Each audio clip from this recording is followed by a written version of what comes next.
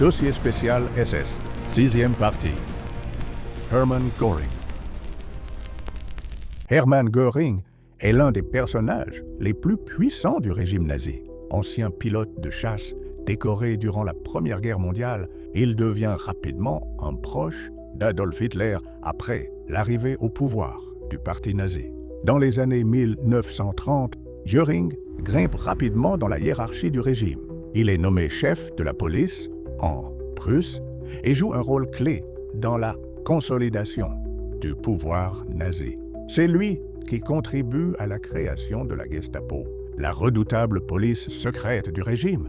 En 1935, Göring prend également la tête de la Luftwaffe, l'armée de l'air allemande. Sous son commandement, cette force militaire devient un outil central de la guerre menée par l'Allemagne nazie au début du conflit. Mais Göring accumule aussi un immense pouvoir politique et économique. Il supervise l'exploitation des ressources dans les territoires occupés et participe à l'organisation de l'économie de guerre du Troisième Reich. Au fil de la guerre, cependant, son influence diminue.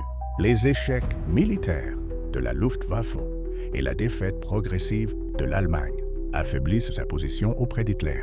En mai 1945, après la chute du régime nazi, Hermann Göring est capturé par les forces alliées. Il est jugé lors du célèbre procès de Nuremberg pour crimes de guerre et crimes contre l'humanité.